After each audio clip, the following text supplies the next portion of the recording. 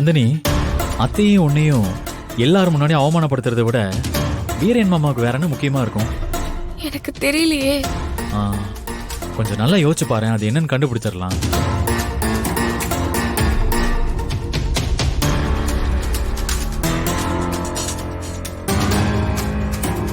நீ இன்டர்வியூக்கு போன விஷயம் அருளுக்கு தெரியுமா? இல்ல, தெரியாது. நான் சொல்லல. ஏன் சொல்லல? நீ அவன்கிட்ட சொல்லியிருக்கணும்ல நந்தினி.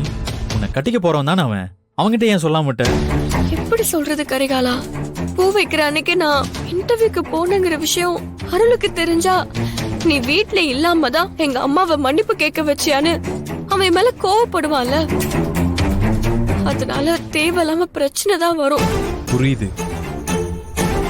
அப்ப கண்டிப்பா வீரன் மாமா நீ இன்டர்வியூ போன விஷயத்த அருள் கிட்ட சொல்லி அவன் கோவத்தை தூண்டி விட்டு உங்க கல்யாணத்தை நடத்து பாப்பாரு. அதுதான் அவரோட திட்டமா இருக்கும். ஆனா எப்படியோ அவ பாத்ரூம்ல இருந்து வெளியில வந்து உங்க அம்மாவை எல்லார் முன்னாடியும், ஏன் ஓ முன்னாடி வச்சு அவ அம்மாக்காரி கிட்ட மன்னிப்பு கேட்க வச்சால, அது எல்லாமே என் அக்காவை எல்லார் முன்னாடியும் அசிங்கப்படுத்தணும், அவமானப்படுத்தணும்னு அவ பக்காவா திட்டம் போட்டு பண்ணதுதான் மாப்பிள இது. மாமா, அவ எதுக்கு மாமா திட்டம் போட்டு அம்மாவை அவமானப்படுத்தணும்? அத அவகிட்டதான் மாப்பிள போய் கேட்கணும். உன் அம்மா மேல அவளுக்கு ஏதோ ஒரு வன்மம் இருக்கு. ஆனா எப்படி மாமா? எதை வச்சு நீங்க இப்படி எல்லாம் சொல்றீங்க? மாப்பிள, அந்த நந்தினி ரூம்குள்ள இருந்தான்னு நீ இப்ப வரைக்கும் நம்புற. ஆனா அவ ரூம்குள்ளேயே இல்ல. அவ வெளியில போயிட்டு வந்ததுதான் உண்மை. அவ எங்க போயிட்டு வந்தான்னு கேட்டா நீ ஆடி போயிடுவ மாப்பிள. மாமா, எங்க போயிட்டு வந்தான்னு நீங்க சொல்றீங்க? அவ ஒரு கம்பெனியோட இன்டர்வியூக்காக அவளோட காலேஜுக்கு போயிட்டு வந்திருக்கா. இத நாங்க சொன்னா நீ நம்ப மாட்டேன்றது எனக்கு தெரியும். ஏன்னா அவ பாத்ரூம்குள்ள இருந்து வந்ததை தான் நீ தான் கண்ணால பாத்திருக்கிய. ஆனா அவ அன்னைக்கு வீட்ல இல்லாம இன்டர்வியூக்கு போயிட்டு வந்திருக்கான்னு ஆதாரம் என்கிட்ட இருக்கு. நீ படிச்சவன் தானே, ஆதாரத்தை காட்டினா நம்புவல்ல. இந்தா பாரு.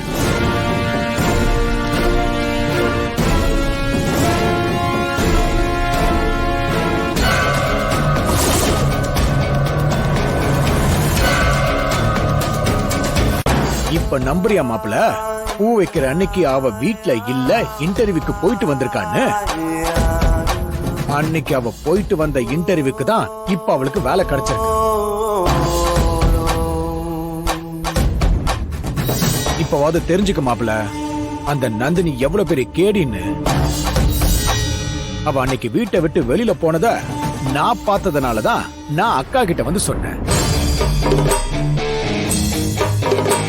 நம்ம புள்ளைய கல்யாணம் பண்ணிக்க போறவ இப்படி விசேஷத்தப்ப யாருக்கும் தெரியாம வீட்டை விட்டு போறாளேன்ற பதட்டத்துலதான் உன் அம்மா அன்னைக்கு அவ வீட்டுல இல்லன்றத எல்லாருக்கிட்டையும் சொன்னாங்க. ஆனா அவ ஏதேதோ தில்லாலங்கடி வேலையெல்லாம் பார்த்து அவ வீட்டுலதான் இருக்கான்னு நிரூபிச்சு ஒண்ணு அறியாத உன் அம்மாவை எல்லார் முன்னாடியும் மன்னிப்பு கேட்க வச்சு உன் அம்மாவுக்கு எவ்வளவு பெரிய அவமானத்தை அவ உண்டு பண்ணிருக்கா. ஒரு பெரிய மனுஷனு கூட பார்க்காம அவ பண்ண தப்ப மறைச்சு உன்னை பெத்த தாய எல்லார் முன்னாடியும் மன்னிப்பு கேட்க வச்சதே எவ்வளவு பெரிய தப்பு தெரியுமா? அன்னைக்கு நீயும் சேர்ந்துதான் மாப்பிள உங்க அம்மாவை மன்னிப்பு கேட்க சொன்ன. பெத்த புள்ளையே நம்மள புரிஞ்சுக்காம நம்ம செய்யாத தப்புக்கு நம்மள மன்னிப்பு கேட்க சொல்றானேன்னு எங்க அக்காவுக்கு எவ்வளவு வலிச்சிருக்கும். யோசிச்சு பாரு மாப்பிள. இப்பவே இவ்வளவு தகடு திட்டம் பண்றவ உன்னை கல்யாணம் பண்ணி வீட்டுக்குள்ள வந்துட்டா என்னென்ன சதி வேலைகள் எல்லாம் பண்ணுவா.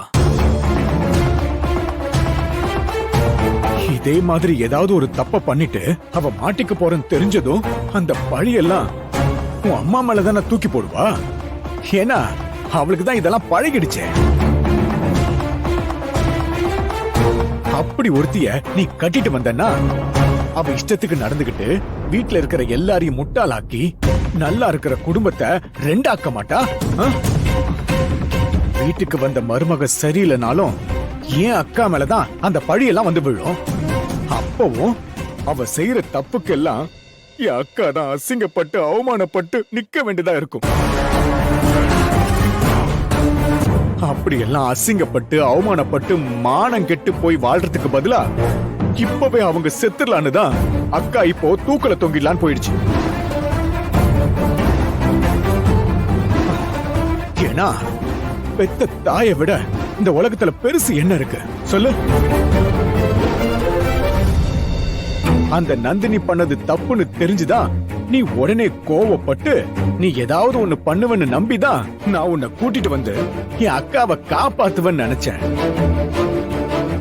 ஆனா இப்பதான் தெரியுது உன்னை கூட்டிட்டு வந்து உண்மையெல்லாம் நிரூபிச்சது வேஸ்ட் தான். அக்கா, நீ இனி மானம் ரோஷம் இல்லாம மானம் கெட்டு வாழ்றத விட நீ சாகணும் முடிவெடுத்தது சரிதான். உனக்குன்னு கேட்கறதுக்கு இங்க ஒரு நாதியும் இல்லாம இருக்கிறத விட நீ உசுரோட இருந்து என்ன செய்ய போற? நீ சொன்ன மாதிரி நீ நிம்மதியா செத்து போக்கா சாவு. மாமா, எங்கம்மா ஏன் சாவணும்? எந்த தப்புமே பண்ணாத எங்க அம்மா எதுக்கு சாவணும்? தப்பு பண்ணது அந்த நந்தினி, தண்டனை அவளுக்கு தான் கிடைக்கணும். இந்த கல்யாணத்தை நடக்க விட மாட்டேன். எனக்கு இந்த கல்யாணம் வேணவே வேணாம். அந்த நந்தினி எனக்கு வேணாம். இனிமே அவளுக்கு என் வாழ்க்கையில இடம் இல்ல. இனி யார் வந்து சொன்னாலும் இந்த கல்யாணம் நடக்காது.